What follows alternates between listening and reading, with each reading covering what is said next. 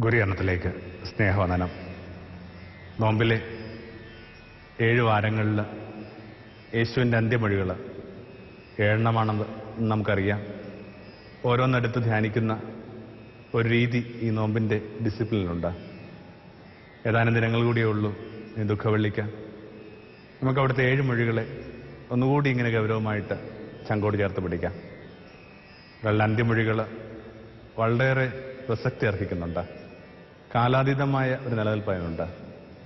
അതിനുവേണ്ടി മനുഷ്യർ സംസ്കൃതരായവർ ഉറ്റവർ കൊടുത്ത വലിയ വിലകളുടെ കഥയൊക്കെ ഉണ്ട് ചരിത്രത്തിൽ. മടങ്ങിപ്പോകുന്നതിനേക്കാൾ മുമ്പേ യാക്കോബ് പറഞ്ഞു, എനിക്കെൻ്റെ പിതാക്കന്മാരുടെ ദേശത്ത് വിശ്രമിക്കണം. പിതാക്കന്മാരുടെ ദേശം എന്ന് പറഞ്ഞാൽ ഇസ്രയേലാണ്. ഈജിപ്തിൽ നിന്ന് ഇസ്രയേലിലേക്കുള്ള യാത്ര എന്തു കഠിനമാണെന്നും ക്ലേശകരമാണെന്നും അപകടം നിറഞ്ഞതാണെന്നും ഒക്കെ അറിയണമെങ്കിൽ പുറപ്പാടിൻ്റെ പുസ്തകം വായിച്ചാൽ മതി. എന്നിട്ടും ആ അഭിലാഷത്തിന് മകൻ വലിയ വില കൊടുക്കുന്നു. ജോസഫ് എന്ത് ഗൗരവത്തിലാണ് ആ അനുശാസനത്തെ ഏറ്റെടുത്തത്. അപ്പം എൻ്റെ ശരീരം ജീർണിക്കാതിരിക്കാൻ വേണ്ടി ആ ശരീരം എംബാം ചെയ്യാനായിട്ട് പോലും 40 ദിവസം എടുത്തെന്നൊക്കെയാണ് വേദപുസ്തകം അടയാളപ്പെടുത്തുന്നത്. ചെറിയവരുടെയും വലിയവരുടെയൊക്കെ കടന്നുപോക്കലിൽ അവരുടെ അന്ത്യമൊഴികൾ അവരൊറ്റവർക്ക് എത്ര പ്രിയപ്പെട്ടതാണ്. വലിയവർക്കും ചെറിയവർക്കും ഒക്കെ അന്ത്യമൊഴികളുണ്ട്. അവരുടെ ക്വാളിറ്റി, അവരുടെ ജീവിതത്തിൻ്റെ ടെസ്റ്ററൊക്കെ വെളിപ്പെട്ട് കിട്ടുന്നത് അവരുടെ അന്ത്യമൊഴിയിലൂടെ. സത്യം പറഞ്ഞെന്നാൽ ഒരാളുടെ ജീവിതത്തിൻ്റെ സാരാംശം അയാളുടെ അന്ത്യമൊഴികളിലൂടെ നമുക്ക് വെളിപ്പെട്ട് കിട്ടുക. അത് അയാളുടെ വാസ്തവത്തിൽ അയാൾ ജീവിച്ചു തീർത്ത ഒരായുസിൻ്റെ ക്യാപ്സ്യൂൾഡ് എന്നൊക്കെ പറയുന്ന ഒരു രീതിയിലാണ് മിക്കവാറും സംഭവിക്കുന്നത് പോലും. അയാൾ എന്താണെന്ന് നന്നായിട്ട് നമുക്ക് മനസ്സിലാകും. ചെഗുവേരയുടെ അന്ത്യമൊഴികൾ വിശ്വപ്രസിദ്ധമാണ്. തോക്കിൻ്റെ മുമ്പിൽ നിൽക്കുമ്പോൾ ഈ മനുഷ്യൻ പറഞ്ഞു, അതെ, ഞാൻ ചെഗുവേര തോറ്റവൻ. എന്നാലും ഫിഡലിനോട് പറയണം, ഒരു പരാജയവും ഒരു പോരാട്ടത്തിൻ്റെയും അവസാന വാക്കല്ല. ചെഗുവേര ഡോക്ടർ ഗുബേര എന്തായിരുന്നു ജീവിതത്തിൽ അത് കൃത്യമായിട്ട് ആ മരണം ഒഴിക്കാത്തുണ്ട്. ഒരു ചെറിയ കുഞ്ഞ് റോഡ് കുറുകെ കിടക്കുകയായിരുന്നു. വണ്ടി ഇടിച്ചു. പാതയോട് ചേർന്നിങ്ങനെ അരഞ്ഞു കിടക്കുമ്പോൾ ചുറ്റിനും കൂടി ആൾക്കൂട്ടത്തെ നോക്കി ഈ കുട്ടി ഒന്നുകൂടി പടഞ്ഞിട്ട് പറഞ്ഞു, എൻ്റെ ഉമ്മയ്ക്ക് ഇനി ആര് ചോറ് കൊടുക്കും? തളർന്നു കിടക്കുന്ന ഉമ്മയ്ക്ക് വേണ്ടി ഇരന്ന് ജീവിക്കുന്ന കുട്ടിയായിരുന്നു അത്. തങ്ങൾക്ക് പ്രഷ്യസായ കാര്യങ്ങളൊക്കെ ഈ മരണനേരത്ത് മറന്നേക്ക് വരും. ഗാന്ധി മരിക്കുമ്പോൾ എന്തിനാണ് റാമെന്ന് പറഞ്ഞത്? ഇവിടം വരെ ഭഗവാനായിരുന്നു. മരണം വളരെ മനുഷ്യനെ വളരെ സിൻസിയർ ആക്കുന്നുണ്ട്. മരണമൊഴികൾക്ക് വല്ലാത്തൊരു പൊള്ളുന്ന സത്സന്ധതയുണ്ട്. കാരണം മരിക്കുന്നവൻ ആരെയും ഒന്നിനെയും ബോധ്യപ്പെടുത്തേണ്ട ബാധ്യതയില്ല.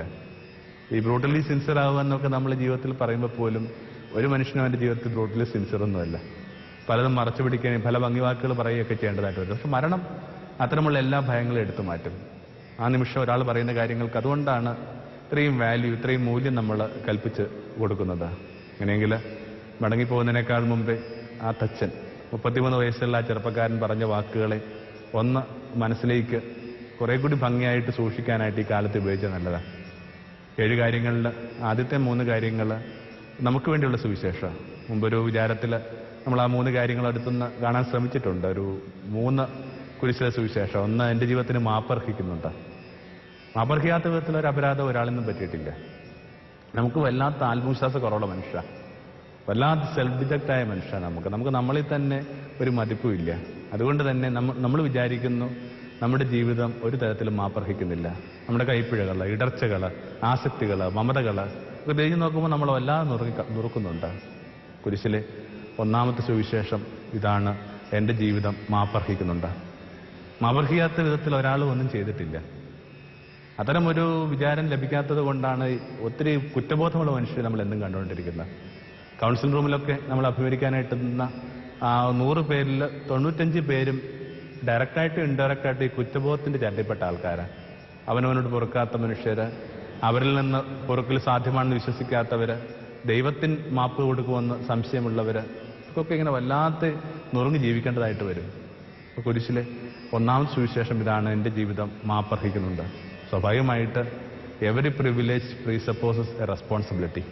വലിയ അനുഭവങ്ങൾ കിട്ടിയവർ, വലിയ പ്രിവിലേജ് കിട്ടിയ മനുഷ്യർക്ക് എപ്പോഴും ഒരു ഉത്തരവാദിത്വത്തിൻ്റെ ഒരു തലം കൂടിയുണ്ട്.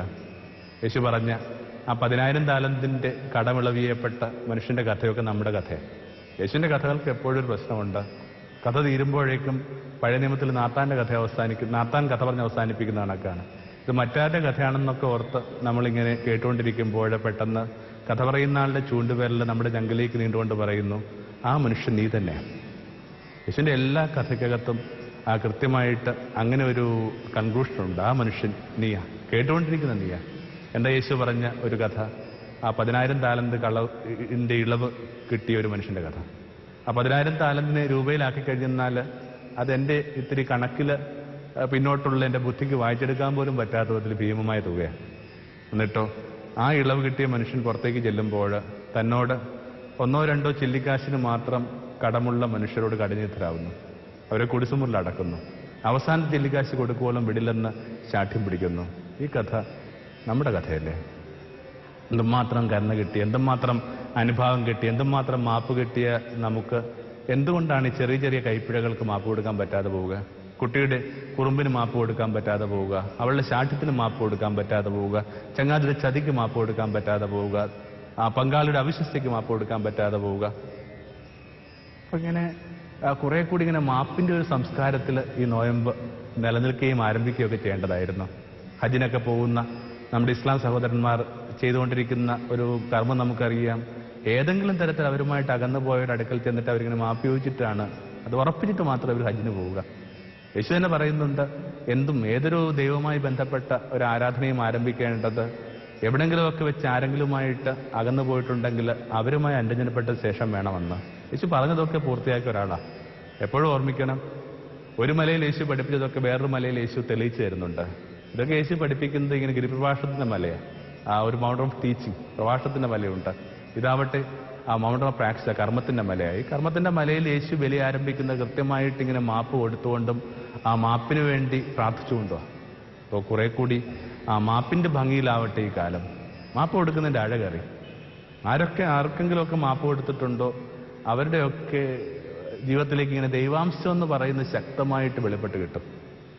പഴയ നിയമത്തിലെ ആ വലിയ ചതി ചെയ്ത മനുഷ്യൻ യാക്കോബ് എന്നാരുടെ പേര്, ഏശാവിനോട് ചതി ചെയ്തു. ഇപ്പൊ ഏശാവിനൊന്നുമില്ല. എന്നിട്ടും കുറേ വർഷം അലഞ്ഞതിന് ശേഷം ഇയാളിങ്ങനെ തന്റെ ജ്യേഷ്ഠനെ അഭിമുഖിക്കാൻ വേണ്ടി തീരുമാനിക്കുന്നു. ഒരു കുന്നിൻ മോളിൽ ജ്യേഷ്ഠൻ നിൽക്കുമ്പോൾ അനുജനിങ്ങനെ താഴത്തുനിന്ന് കുന്നുകയറി വരിക. മോളിൽ നിന്ന് ഈ കാഴ്ച കണ്ടിട്ട് തന്റെ ജീവിതത്തെ ഇത്രയും ഒന്നും അല്ലാത്താക്കിയ, വട്ടപൂജ്യമാക്കിയ ഈ അനുജന്റെ അടുക്കലേക്ക് ജ്യേഷ്ഠൻ ഇങ്ങനെ കാറ്റിപ്പെട്ട ആളെ കണക്ക് കുതിച്ചു വരിക. എന്നിട്ടോ അടുക്കലേക്ക് വന്നിട്ട് തന്റെ കൈ ഇങ്ങനെ ഇയാളെ കഴുത്തിലങ്ങനെ മുറുക്കിയിട്ടു.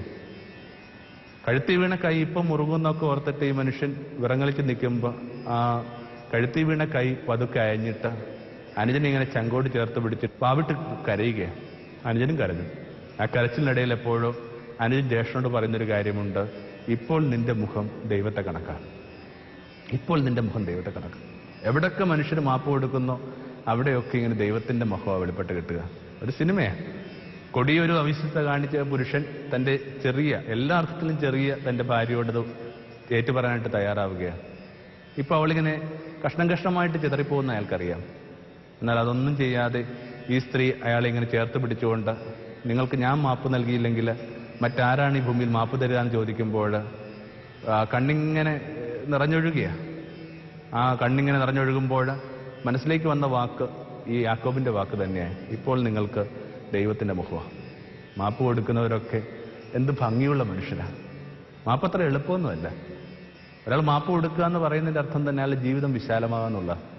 മനുഷ്യരുടെ ജീവിതം ഇങ്ങനെ ചുരുങ്ങി ഒരു കുപ്പിയേക്കാൾ ചെറിയ വാവട്ടമുള്ളതാകുമ്പോഴാണ് ഈ മാപ്പ് കൊടുക്കൽ അസാധ്യമാവുക. ഇടക്കിടക്ക് നമ്മൾ പറയുന്നൊരു വാക്കുണ്ട്, ശലോമോനെ കുറിച്ച് വേദപുസ്തകം അടയാളപ്പെടുത്തുന്ന വാക്ക്. ഏറ്റവും ജ്ഞാനിയായ മനുഷ്യനാണ് ശലോമോൻ. അതേക്കുറിച്ച് വേദപുസ്തകം പറയുന്നത് എന്താണ്? ദൈവം അയാൾക്ക് കടൽത്തീരം കണക്കൊരു മനസ്സ് കൊടുത്തു. കടൽത്തീരം കണക്ക് വലിയ മനസ്സുള്ളവർക്ക് മാത്രം സാധ്യമായ കർമ്മത്തിന്റെ പേരാ മാപ്പ്. ഒരു ഭക്താഭ്യാസം പോലും അല്ല മാപ്പ് ഓർത്താൻ നല്ലതാണ്. യേശു ഇങ്ങനെ ഭക്താഭ്യാസങ്ങൾ വിശ്വസിക്കാതിരുന്ന ഒരാളാണ്. അത് വളരെ യുക്തിപൂർവമായിട്ട് സംസാരിക്കാനായിട്ട് ആഗ്രഹിച്ചിരുന്നു. എന്തുകൊണ്ട് മാപ്പ് കൊടുക്കണമെന്ന് യേശു കൃത്യമായിട്ട് പറയുന്നുണ്ട്. എന്താണ് കാരണം? They do not know. അവർക്കറിയത്തില്ല. സിമ്പിളായ ലോജിക്ക. അജ്ഞത കൊണ്ട് മാത്രമാണ് മനുഷ്യനെ വിഷമിപ്പിക്കുന്നത്. അതുകൊണ്ട് തന്നെ അജ്ഞത മാപ്പർഹിക്കുന്നുണ്ട്. നമ്മൾ പ്രത്യേകിച്ച് ഓർക്കേണ്ട കാര്യം എന്താണ്? യേശുവിനെ ഈ കഴിമരത്തിലേക്ക് വലിച്ചെറിഞ്ഞു കൊടുത്തത് സാധാരണക്കാരല്ല.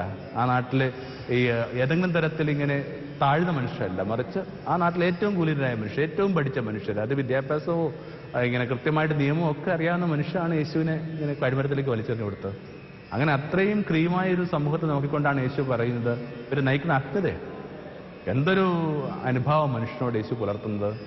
പലപ്പോഴും നമ്മൾ പറയുന്നൊരു കാര്യമുണ്ട്, ഇത്രയും പഠിച്ചവരല്ലേ, ഇത്രയും എക്സ്പോഷർ ഉള്ളവർ, ഇവരൊക്കെ എന്തെങ്ങനെ ചെയ്യണത്? ഇത്തരം കാര്യങ്ങൾക്കും അകത്ത വെട്ടവും തമ്മിൽ യാതൊരുവിധ ബന്ധമില്ലെന്ന് ഓർത്താൽ നല്ലതാണ്. അപ്പോൾ ഒന്നതാണ്, എൻ്റെ ജീവിതം മാപ്പർഹിക്കുന്നുണ്ട്. മാപ്പർഹിക്കുന്ന മനുഷ്യരെന്ന നിലയിൽ മേക്ക് ഫർഗീവ്നെസ് യുവർ കൾച്ചർ. നിരന്തരമായ സാധനങ്ങളിലൂടെ ചില കാര്യങ്ങൾ ആഴപ്പെടുന്നതിന് വിളിക്കുന്ന വാക്കാണ് കൾച്ചർ. അതുകൊണ്ട് തന്നെ ക്ഷമയെ ഒരു സംസ്കാരമാക്കാനുള്ളതാണ് ഒന്നാമത്തത്. രണ്ടാമതായിട്ട് എൻ്റെ ജീവിതത്തിൽ മോക്ഷം സാധ്യമാണ്. ഇങ്ങനെ ആരും വൈകിട്ടില്ല. കണ്ണിമ പൂട്ടുന്നതിനേക്കാൾ മുമ്പ് ഒരാൾ പറയുകയാണ്, നീ എന്നെ ഓർക്കണമേ. ഇത്രയും ഋജുവോ സരളമായ പ്രാർത്ഥന വേദപുസ്തകത്തിൽ വേറെ ഇല്ലെന്ന് തോന്നുന്നു. ഓർക്കുക. എന്താണ് പ്രാർത്ഥന എന്നൊക്കെ പറയുന്നത്? ഒരു സേക്രഡ് സ്പേസിൽ മദ്ബഹയുടെ മുമ്പിലാണ് ഇപ്പം നമ്മളിരിക്കുന്നത്. ഈ മദ്ബഹയുടെ മുമ്പിൽ ഇരുന്നു കൊണ്ട് ഞാൻ എൻ്റെ ഉറ്റവരെ ഒന്ന് കണ്ണുപൂട്ടി ഓർക്കുമ്പോൾ പ്രാർത്ഥനയായിട്ട് മാറുന്നു. പൂജാമുറിൽ ഇരുന്നു കൊണ്ട് നിങ്ങൾ കണ്ണുപൂട്ടിയിരിക്കുമ്പോൾ അത് നിങ്ങളുടെ ഓർമ്മയും പ്രാർത്ഥനയാകുന്നു. വെറുതെ ഓർമ്മകൾ ഉണ്ടായിരിക്കുന്ന വിളിക്കുന്ന വാക്കാണ് പ്രാർത്ഥന. ഇത്രയും ലളിതമായിട്ട് പ്രാർത്ഥനയെ വ്യാഖ്യാനിച്ചു തരുന്നത് ഈ നല്ലകളിൽ നിന്ന് വീക്ഷിക്കപ്പെടുന്ന ഒരാളാണ്. അയാളാവട്ടെ മടങ്ങിപ്പോകുന്നതിന് തൊട്ട് മുമ്പായിട്ട് യേശുവിൻ്റെ പ്രകാശത്തിൽ നിന്നുകൊണ്ട് ഇങ്ങനെയാണ് പറയുന്നത്, നീ എന്നെ ഓർക്കണമേ. യേശു പറഞ്ഞു, നീ എന്നോടൊപ്പം ഇപ്പോൾ തന്നെ പർദീസയിലാണ്. എന്താ എൻ്റെ അർത്ഥം? എനിക്ക് ഇനിയും മോക്ഷം സാധ്യമാണ്. ആരും വൈകിട്ടില്ല. വേറെ ടു ലേറ്റ്. ചിലപ്പോഴെങ്കിലും നമുക്കൊരു തെറ്റിദ്ധാരണയുണ്ട്, ഇത്തരം ഈ മോക്ഷം എന്നൊക്കെ പറയുന്ന കാര്യങ്ങൾ ഇനി നമുക്ക് സാധ്യമാണോ? ആര് പറഞ്ഞു സാധ്യമല്ലെന്ന്? ഈ കണ്ണിമ അടയുന്നതിനേക്കാൾ മുമ്പ് ഒരു തരി വെട്ടം കിട്ടിയാൽ മതി നിനക്ക് ഇതിൻ്റെ മോക്ഷം സാധ്യം. അതുകൊണ്ടൊക്കെയാണ് വേദപുസ്തകം പറയുന്നത് ഇതാണ് സ്വീകാര്യമായ സമയം. യേശു പറഞ്ഞൊരു മറ്റൊരു കഥയ്ക്ക് കൂടി കൃത്യമായിട്ട് ഇവിടെ ഒരു പ്ലേസ്, കൃത്യമായിട്ടൊരു ഇടമുണ്ട്. എന്താണത്? തോട്ടക്കാരൻ്റെ കഥയാണ്. അയാളുടെ തോട്ടത്തിലേക്ക് പല മണിക്കൂറിൽ പലതരം മനുഷ്യർ പണിക്ക് വേണ്ടി വരികയാണ്. ആദ്യത്തെ കൂട്ടർ വരുന്നത് വെളുപ്പിനെ 6 മണിക്കാണ്. വേദപുസ്തകത്തിന്റെ ഭാഷയിൽ പറഞ്ഞാൽ 1-ാം മണിക്കൂർ. അങ്ങനെ വന്ന് ഒടുവിലത്തെ മനുഷ്യൻ വരുന്നത് 11-ാം മണിക്കൂറല്ല. 11-ാം മണിക്കൂർ എന്നൊക്കെ പറയുന്നത് ഇങ്ങനെ വൈകുന്നേരം 5 മണി സമയമാണ്. എന്നിട്ടോ അന്തിയായി കഴിയുമ്പോഴേക്കും ഓരോരുത്തരുടെയും കൈവെള്ളയിലേക്ക് യജമാനം വെച്ചു കൊടുക്കുന്നത് ഒരേ ധനാറയാണ്. ഒരു വ്യത്യാസമില്ല. നിങ്ങൾ ഏത് മണിക്കൂറിൽ നിങ്ങൾ ഗുരുവിലേക്ക് ഗൗരവമായിട്ട് പ്രവേശിച്ചാലും നിങ്ങളെ കാത്തു നിൽക്കുന്ന ആത്മീയാനുഭൂതികളെ ധനാറവും തന്നെ. ചെറിയ മക്കളൊക്കെ കൊതി വരുന്നുണ്ട്, ഇങ്ങനെ ഇളം പ്രായത്തിലൊക്കെ യേശുവിലേക്കോ ഗുരുക്കന്മാരിലേക്കോ പ്രവേശിക്കുന്നു. എൻ്റെയൊക്കെ കാര്യത്തിനകത്ത് ഞാനിങ്ങനെ ഗുരുവിനെയൊക്കെ ഗൗരവമായിട്ട് എടുക്കുന്ന 30കളിലാണ് ആദ്യം. ചിലർ അവരെ അന്തികളിലാണ്. നിങ്ങളെപ്പോൾ അവനിലേക്ക് പ്രവേശിച്ചാലും നിങ്ങളെ കാത്തു നിൽക്കുന്ന ആത്മീയ അനുഭൂതികളുടെ ധനാറവും തന്നെ. രണ്ടിതാണ് എനിക്ക് മോക്ഷം സാധ്യത. മോക്ഷം എന്ന് പറയുമ്പോൾ ഒരു പരലോക അനുഭവമായിട്ട് മാത്രം തെറ്റിദ്ധരിക്കരുത്. ഇഹത്തിൻ്റെ ഒരു കണ്ടിന്യൂറ്റിയാണ് ഈ പരം എന്ന് പറയുന്നത്. ഇഹത്തിൽ മോക്ഷാനുഭവത്തിലൂടെ കടന്നു പോകാത്തവർ പരത്തിൽ എന്ത് മോക്ഷാനുഭവത്തിലൂടെ കടന്നു പോകാന്നുള്ളത്. ഇനി എന്താണ് ഈ പർദീസ എന്ന് പറയുന്ന വാക്കുകൂടി ഒന്ന് ശ്രദ്ധിച്ചാൽ നല്ലതാണ്. എന്താ പർദീസ എന്ന് പറയുന്നത്? ഒരു പേർഷ്യൻ സങ്കല്പം. അതിൻ്റെ അർത്ഥം ഫെൻസ്ഡ് ഗാർഡൻ, ഈ വളച്ചു കെട്ടിയ തോട്ടം എന്നാണ്. ആ തോട്ടത്തിന് പ്രത്യേക ഇതാണ്, സുൽത്താൻ ആരോടെങ്കിലും എന്തെങ്കിലും ഒരു അനുഭവമോ ആഭിമുഖ്യം ഉണ്ടെങ്കിൽ അയാൾക്ക് കൊടുക്കുന്ന ഒരു ഓണർ എന്ന് പറയുന്നത് ഈ തോട്ടത്തിലേക്ക് ഒരു ക്ഷണം കൊടുക്കുക എന്നുള്ള. വെളുപ്പിനെ അയാൾ വരുന്നു, രണ്ടുപേരും കൂടി ഇങ്ങനെ ഈ മരങ്ങൾക്കിടയിൽ കൂടി നടക്കുന്നു, ഉച്ചയ്ക്ക് ഒരു തണലിരുന്ന് ഭക്ഷണം കഴിക്കുന്നു, സന്ധ്യയാകുമ്പോൾ പിരിഞ്ഞു പോകുന്നു. പക്ഷെ അങ്ങനെ മടങ്ങി വന്ന ഈ മനുഷ്യന് മരിക്കുമ്പോഴും അയാളുടെ ദേശത്ത് വലിയ ആദരവ്, വലിയ പ്രാമുഖ്യം കിട്ടണം. അങ്ങനെയെങ്കിൽ എന്താണ് പർദീസ അനുഭവം എന്ന് പറയുന്നത്? Walking with your master. നിന്റെ സുൽത്താന്റെ കൈപിടിച്ച് നീ സഞ്ചരിക്കുന്നതിന് വിളിക്കുന്ന വാക്കാണ് എന്ത്? പർദീസ. അതുകൊണ്ട് തന്നെ ഇടക്കിടക്ക് ഇങ്ങനെ സ്വന്തം മനസ്സിനോട് ചോദിക്കണം, ആ പ്രഭുവിന്റെ കൈപിടിച്ച് തന്നെയാണോ നിന്റെ സഞ്ചാരം? ഉത്തമഗീതത്തിനകത്ത് പറയുന്നൊരു വാക്ക് എന്നെ വല്ലാതെ ഭാരപ്പെടുത്തുന്നുണ്ട്. രാത്രിയിൽ ഞാൻ ഞെട്ടി എണീറ്റു, എൻ്റെ കിടക്കയിൽ പരന്നോക്കി, എൻ്റെ പ്രിയൻ എൻ്റെ കൂടില്ല. വല്ലപ്പോഴും ഒക്കെ ഒന്ന് പതുക്കെ കണ്ണുപൂട്ടിയിട്ട് നോക്കണം, അയാൾ ഇപ്പോഴും കൈപിടിച്ച് എത്താവുന്ന ദൂരത്തിൽ തന്നെയാണോ? ആരൊക്കെയാണോ ആ കൈപിടിച്ച് സഞ്ചരിക്കുന്നത് അവരൊക്കെ വെറുതെ ഓർത്തോളൂ, അവര് പർദീസയില, അവനോടൊപ്പം മരങ്ങൾക്കിടയിലൂടെ കൈക്ക് പിടിച്ച. രണ്ടാമത്തെ സുവിശേഷം അതാണ്. മൂന്നാമതായിട്ട് മാനവരാശിക്ക് കൂട്ടാവശ്യമുണ്ട്. ഏകാന്തം എന്ന് പറയുന്ന ഒരു കൊടിയ ദുഃഖത്തെ അഭിമുഖീകരിക്കാനായിട്ട് ദൈവം മനുഷ്യന് വെച്ച് നീട്ടുന്ന ഒരു ശമനം എന്ന് പറയുന്നത് നല്ല സൗഹൃദങ്ങളാണ്. കുരിശിൻ്റെ 2 പേര് നിൽക്കുക, ഒറ്റപ്പെട്ട 2 പേര്. ഒന്നിങ്ങനെ മേരിയാണ്. മേരി ഇങ്ങനെ ഫിസിക്കലി അലോണാണ്. ഹസ്ബൻഡ് നമുക്കറിയാം വിധവയായ സ്ത്രീയാണ്. ഏകമകനാണ് ഈ കുരിശിൽ കിടക്കുന്നത്. ഇനി അവൾക്ക് ആരുമില്ല. ഇപ്പുറത്ത് യോഹന്നാനുണ്ട്, അയാൾക്ക് ഇത്തരം കാര്യങ്ങളൊക്കെ ഉണ്ട്. അയാൾക്ക് സഹോദരന്മാരുണ്ട്, അയാളുടെ അമ്മ അയാളോടൊപ്പം തന്നെ മിക്കവാറും കൂടെയുണ്ട്, 11 കൂട്ടുകാരുണ്ട്. പക്ഷെ എന്നാലും അയാളിങ്ങനെ സൈക്കോളജിക്കലി അലോണാണ്. മനുഷ്യന്റെ ഏകാന്തതയ്ക്ക് എപ്പോഴും ഈ ഭൗതികമായ കാരണങ്ങൾ മാത്രമല്ല, ആത്മീയവും മാനസികവുമായ കാരണങ്ങളുണ്ട്. നമുക്ക് എപ്പോഴും എല്ലാവരോടൊപ്പം ഇങ്ങനെ ഇടപെടാൻ പറ്റത്തില്ല. എല്ലാവരോടും ചേർന്ന് ഇങ്ങനെ ജീവിക്കുക എന്ന് പറയുന്നത് അത്ര എളുപ്പമൊന്നുമല്ല.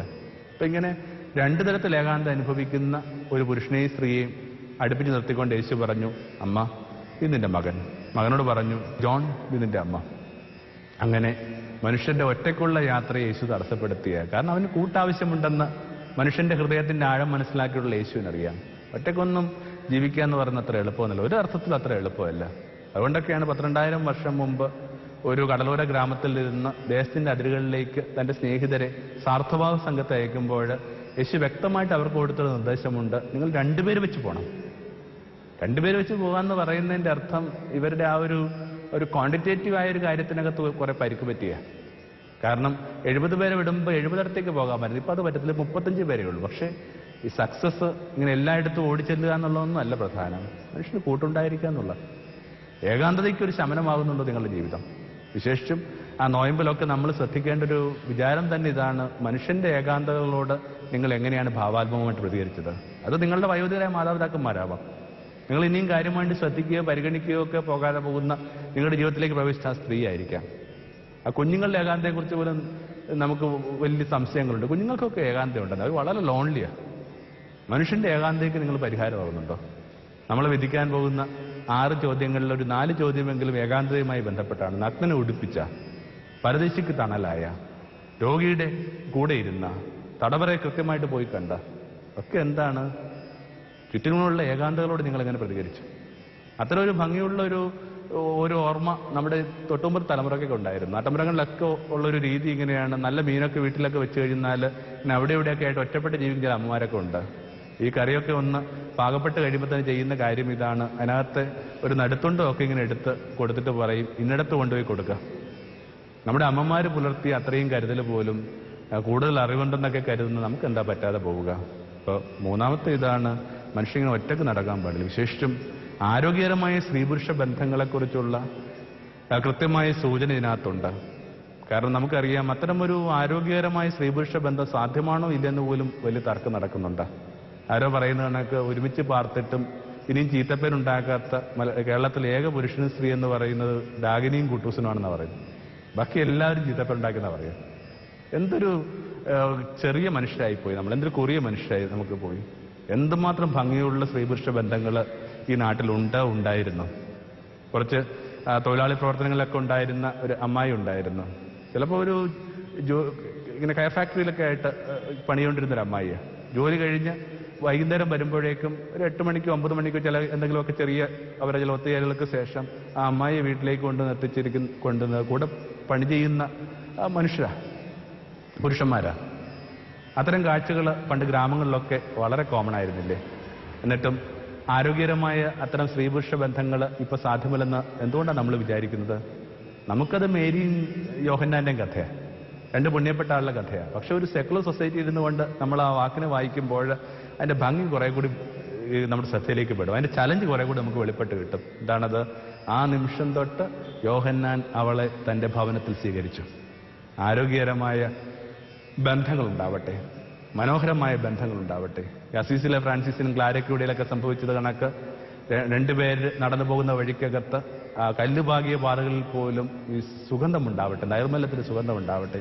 അപ്പോൾ 3-ാമത്തെ ഇതാണ്, മനുഷ്യ കൂട്ടാവശ്യമുണ്ട്. ഈ 3 കാര്യങ്ങൾക്ക് ശേഷം ഇനി പറയുന്ന 4 കാര്യങ്ങളെന്ന് പറയുന്നത് ഇങ്ങനെ യേശുവിന്റെ തന്നെ ആത്മകഥ. നമുക്ക് അതൊന്ന് പതുക്കെ ഒന്ന് ആരംഭിക്കാനുള്ളൊരു നേരമേ ഒരു പക്ഷേ ഈ ദിവസത്തെ ഗുരുചരണത്തിനകത്ത് ഉണ്ടാവുകയുള്ളൂ. നമുക്കത് വരും ദിനങ്ങളിൽ കണ്ടിന്യൂ ചെയ്യാം. എന്താണ് 4-ാമത്തത്? 4-ാമത്തെ ഇതാണ് കരച്ചില. ഏലോയ് ഏലോയ് ലാമ ശബക്താനി, എൻ്റെ ദൈവമേ എൻ്റെ ദൈവമേ എന്തിനു നീ എന്നെ കൈവിട്ടു, എന്തിനാ നീ എന്നെ കൈവിട്ടു? എന്തൊരു സ്വാതന്ത്ര്യമാണ് യേശു പുലർത്തിയത്. പലപ്പോഴും നമ്മൾ വിചാരിക്കുന്നു ആ ദൈവവും മനുഷ്യരും തമ്മിലുള്ള ബന്ധം എന്നൊക്കെ പറയുന്നത് ഈ വിധേയ വിനീതന്മാരുടെയൊക്കെ ബന്ധമാണെന്നുള്ളത്. ഒരുതരം സക്രാട് കഥക്കകത്തൊക്കെ പട്ടേലും തോമ്മിയും തമ്മിലുള്ള ബന്ധം കണക്കാണെന്നാണ്. നമ്മളെപ്പോഴും ഇങ്ങനെ ഒന്നും ചോദ്യം ചെയ്യാതെയും ഒന്നും ഒരു സങ്കടവും പറയാതെയും ഒക്കെ ഇങ്ങനെ കൂനിപ്പിടിച്ചിരിക്കണം. അല്ല, എന്തൊരു സ്വാതന്ത്ര്യവും ഒരു മനുഷ്യബന്ധം നിങ്ങൾക്ക് പുലർത്താവുന്ന അതൊക്കെ ഈശ്വരാനുഭവത്തിന് പുലർത്താൻ പറ്റുന്നുണ്ട്. യേശുവിൻ്റെ ആ കരച്ചിലുകളുടെയൊക്കെ കാരണങ്ങൾക്കൊക്കെ ഒത്തിരി വ്യാഖ്യാനങ്ങളുണ്ട്. നമുക്ക് അത്തരം വ്യാഖ്യാനങ്ങളുടെ സങ്കീർണതയിലേക്ക് ഇന്ന് പ്രവേശിക്കേണ്ടെന്ന് തോന്നുന്നു. ആകപ്പാടെ ഒരു കുഞ്ഞു കാര്യം പറഞ്ഞിട്ട് നമുക്ക് ഈ വിചാരത്തെ പതുക്കെ ഒന്ന് അവസാനിപ്പിക്കാവുന്നേ ഉള്ളൂ. എന്താണത്? കരയാൻ ധൈര്യപ്പെട്ട ഒരാളാണ് യേശു. പലപ്പോഴും നമുക്കിത് കരയാനായിട്ടുള്ളൊരു ധൈര്യം ഇല്ലെന്നുള്ള, വിശേഷിച്ചും ആൺകുട്ടികളായ ഞങ്ങൾ, അല്ല പുരുഷന്മാരെ ഒക്കെ തിരിഞ്ഞു നോക്കുമ്പോൾ മനസ്സിലാക്കും, ആൺകുട്ടികളെന്ന നിലയിൽ നമ്മളൊക്കെ നമ്മളൊക്കെ സജസ്റ്റ് ചെയ്യപ്പെട്ടത്, നമ്മളൊക്കെ വളർത്തപ്പെട്ടത് ഒരൊറ്റ നിർദ്ദേശം കൊണ്ടാണ്: കരയാൻ പാടില്ല. ഫലത്തിൽ നമ്മൾ വലിയ വില കൊടുക്കേണ്ടതായിട്ട് വരുന്നുണ്ട്. കരയാന്നുള്ളത്, കണ്ണു നനയാന്നുള്ളത്, ജീവിതത്തിൽ ഈർപ്പം പുലർത്തുക എന്നുള്ളതൊക്കെ ശ്രീസഹജമായ എന്തോ ഒരു കുറവായിട്ട് മാത്രമാണ് നമ്മൾ തെറ്റിദ്ധരിച്ചിരിക്കുന്നത്. ഫലത്തിൽ എന്തുമാത്രം പിരിമുറുക്കമാണ് ഒരു ശരാശരി പുരുഷൻ കൊണ്ട് നടക്കുന്നത്. പലപ്പോഴും നമ്മൾ ശ്രദ്ധിച്ചാൽ നമുക്ക് മനസ്സിലാകും, ഇങ്ങനെ വല്ലാതെ മുറുകുന്നു, ഒരു ഔട്ട്ലെറ്റും ഇല്ലാതെ ജീവിക്കുന്ന ഒരു സാധു ജന്മത്തിന്റെ പേരാണ് ഈ പുരുഷൻ തോന്നുന്നു. പലപ്പോഴും സ്ത്രീകളെ കുറിച്ച് മാത്രമാണ് ചർച്ച കൊണ്ടിരിക്കുന്നത്. സ്ത്രീകൾക്ക് എന്തുമാത്രം ഔട്ട്ലെറ്റ് ഉണ്ട്. ആ ഔട്ട്ലെറ്റ് ഉള്ളതുകൊണ്ട് തന്നെ അവർക്ക് ആരോഗ്യകരമായിട്ട് ജീവിക്കാനായിട്ട് പറ്റുന്നുണ്ട്. കാരണം നമുക്കറിയാം, മിക്കവാറും സ്ത്രീകൾ പറയുന്ന ഒരു വർത്തമാനമുണ്ട്: ഞാനങ്ങ് ചത്തുകളയും. എന്നിട്ടോ ഒരു സ്ത്രീയും അങ്ങനെ ചത്തതായിട്ട് നമ്മൾ കേൾക്കണില്ല, മരിച്ചതായിട്ട് നമ്മൾ കേൾക്കണില്ല. എന്നാൽ ഇതൊന്നും പറയാതിരിക്കുന്നതാണ് ഒരു ദിവസം വളരെ കൂളായിട്ട് എവിടെയെങ്കിലുമൊക്കെ ഇങ്ങനെ ഒരു സീലിങ്ങിലൊക്കെ തൂങ്ങിക്കിടക്കാനായിട്ട് നമ്മൾ കാണുകയും ചെയ്യുന്നു. എന്തെങ്കിലുമൊക്കെ അയാളുടെ കള അവസാനിപ്പിക്കുന്നു. എന്താ കാര്യം? വളരെ സിമ്പിളായൊരു മനഃശാസ്ത്രമാണ്. ഈ നിരന്തരം പറഞ്ഞ് ഈ സ്ത്രീകൾക്ക് അതിനകത്തുന്ന ഒരു ഔട്ട്ലെറ്റ് ഉണ്ട്. അവരുടെ ആ ചെറിയ ജീവിതത്തിലേക്ക് കുറച്ചുകൂടി കാറ്റും വെളിച്ചവും വരുന്നുണ്ട്. അത്തരം യാതൊരുവിധ ഇമോഷണൽ ഔട്ട്ലെറ്റും ഇല്ലാത്ത, വെന്റിലേഷനും ഇല്ലാത്ത ഈ പുരുഷനാവട്ടെ അകത്ത് ചിന്തിച്ച് കടുക്കുന്നു. കരയുന്നതിനകത്ത് ഒരു കുഴപ്പവുമില്ലെന്ന് അവന്റെ 4-ാം പാഠം. ഏലോയ് ഏലോയ് ലാമ ശബക്താനി. അവൻ വെറുതെ പുരുഷന് വിശേഷിപ്പിക്കപ്പെടേണ്ട ആളല്ല, മറിച്ച് ഭാരതത്തിന്റെയൊക്കെ ഒരു പദം ഉപയോഗിച്ച് കഴിഞ്ഞാൽ ഉത്തമ പുരുഷനാണ്. ആ ഉത്തമ പുരുഷൻ ഡെയർ ടു ക്രൈ. കരയുന്നതിനകത്ത് ഒരപാകതയുമില്ല. സ്വാഭാവികമായിട്ട് ഈ കരയുന്ന ഒരാൾക്ക് നമ്മുടെ കരച്ചിൽ ഗൗരവമായിട്ട് എടുക്കാനായിട്ട് പറ്റും. പലപ്പോഴും മനുഷ്യൻ കരയുന്നതൊക്കെ അവന്റെ സ്വകാര്യതകൾക്കകത്ത്, ഇങ്ങനെ വാഷ് ബേസിനൊക്കെ ഓൺ ചെയ്തിട്ടുണ്ട്, ഇങ്ങനെ പൈപ്പൊക്കെ തുറന്നിട്ടുകൊണ്ടാണ് മിക്കവാറും ഈ കലാപരിപാടികൾ ഏർപ്പെട്ടുകൊണ്ടിരിക്കണം. ഒരാളും അറിയാതെ നമുക്ക് ആഗ്രഹമുണ്ട്. ഞാനിങ്ങനെ രാത്രിയൊക്കെ സഞ്ചരിക്കുമ്പോൾ ചില ദേവാലയങ്ങളുടെ, ക്ഷേത്രങ്ങളുടെയൊക്കെ മുമ്പിൽ 1 മണിക്കും 2 മണിക്കും ഒക്കെ ഇങ്ങനെ കൈകൂപ്പി കണ്ണുനീരൊക്കെ ആയിട്ട് നിൽക്കുന്ന മനുഷ്യന്റെ ചിത്രം കാണാറുണ്ട്. ആര് അവരെ കാണുന്നത്? അവർ ഉറ്റവരൊക്കെ അവരുടെ വീടിനകത്ത് സുഖമായിട്ട് ഇറങ്ങുന്നുണ്ടാവും. പക്ഷെ ആരോ ഒരാൾ കാണുന്നുണ്ടെന്ന് അവർക്ക് ധാരണയുണ്ട്. ആ കാണുന്ന ആളുടെ പേര് ഈശ്വരനാണ്. മനുഷ്യന്റെ കരച്ചിലുകളെ ഗൗരവമായിട്ട് എടുക്കാനായിട്ട് കരയുന്ന ഈ ദൈവസങ്കല്പത്തിനാവുമെന്നുള്ളത് എന്തൊരു സാന്ത്വനം, എന്തൊരു സന്തോഷമുള്ള വിചാരമാണ്. വേദപുസ്തകത്തിലെ ഒരു കുഞ്ഞു വരി കൂടി ഒന്ന് മനസ്സിലേക്ക് കൊണ്ടുവന്നാൽ നല്ലതാണ്: എൻ്റെ കണ്ണീരിനെ അവൻ കുപ്പിയിൽ ശേഖരിച്ചിട്ടുണ്ട്. എൻ്റെ കണ്ണീരിനെ അവൻ കുപ്പിയിൽ ശേഖരിച്ചിട്ടുണ്ട്. വേറെ സങ്കീർത്തന വാക്കുകൂടിയുണ്ട്: ആകാശം ആരുടെയും നിലവിളി തടയുന്നില്ല, ഭൂമി ആരുടെയും കണ്ണീർ വിഴുങ്ങുന്നില്ല. നമുക്ക് 4 തൊട്ടുള്ള ആ മൊഴികളെ, യേശുവിൻ്റെ നിലവിളിയുണ്ട്. 5-ാമതായിട്ട് എനിക്ക് വേണ്ടി ദാഹിക്കുന്നുള്ള ഒരു പ്രാർത്ഥനയുണ്ട്. 6 എല്ലാം പൂർത്തിയായി. 7 അച്ഛ ഇവന്റെ പ്രാണനെ ഇതിന്റെ കാര്യങ്ങളിൽ സ്വീകരിക്കാനുള്ള ആ 4 മൊഴികളെ നമുക്ക് വരുന്ന വാരത്തിൽ ഒന്നുകൂടി ശ്രദ്ധയിൽ എടുത്ത് ധ്യാനിക്കാമെന്നാണ് കരുതുക. എന്തോ ആവട്ടെ, ഈ 7 മൊഴികളെക്കുറിച്ച് പൊതുവായിട്ട് നമ്മൾ പറയുന്നൊരു കാര്യം ഇതാണ്: 7 മൊഴികൾ വല്ലാതെ വിഷാദഭരിതമായ മൊഴികളാണ്, വല്ലാതെ നനവുള്ള മൊഴികളാണ്. പക്ഷെ എന്നിട്ടും ഈ നനവുള്ള മൊഴികളിലേക്ക് ഈ ദൈവസ്നേഹത്തിന്റെ ഒരു രശ്മി പ്രവേശിച്ചു കഴിഞ്ഞപ്പോൾ ആ മൊഴികൾക്ക് ഇങ്ങനെ മഴവില്ലിന്റെ ചാരുത ഉണ്ടായി. പുസ്തകത്തിലൂടെ ഒരു രശ്മി പ്രവേശിക്കുമ്പോൾ ഇങ്ങനെ വിബ്ജിയോറൊക്കെ ഉണ്ടാകുന്ന നമ്മൾ ചെറിയ കാലത്തിൽ പഠിച്ചതിൻ്റെ ഓർമ്മ ഒന്ന് മനസ്സിൽ കൊണ്ടുപോകാൻ നല്ലതാണ്. ഈ 7 മൊഴികളിലേക്ക് വലിയ സ്നേഹത്തിന്റെ സൂര്യരശ്മിയിൽ പ്രവേശിച്ചപ്പോൾ കുരിശിന് മീതെയായിട്ട് ഒരു മഴവില്ലുണ്ടായി. സൂക്ഷിച്ചു നോക്കിയാൽ കുരിശിന് മീതെയായിട്ട് എന്തുമാത്രം ഭാരം തരേണ്ട, എന്തുമാത്രം കയ്പിന്റെ ഓർമ്മ പുലർത്തേണ്ട, നരകതുല്യമാകേണ്ട ഒരു ഇടത്തിന് എന്തൊരു ചാരുതയാണ് കിട്ടിയത്. ആ കുരിശിന് പിന്നിൽ കാണുന്ന മഴവില്ലിന് കാരണം അവിടുത്തെ 7 മൊഴികളാണ്. ആ 7 മൊഴികളിലേക്ക് പ്രവേശനം കിട്ടിയവരുടെ സങ്കടങ്ങൾക്കും എന്തൊരു ചാരുതയാണ്. ആമേൻ. ജീവിതം പ്രഭാമയം സന്നിധാനം തമോന്മുഖം. ജീവിതം പ്രഭാമയം സന്നിധാനം.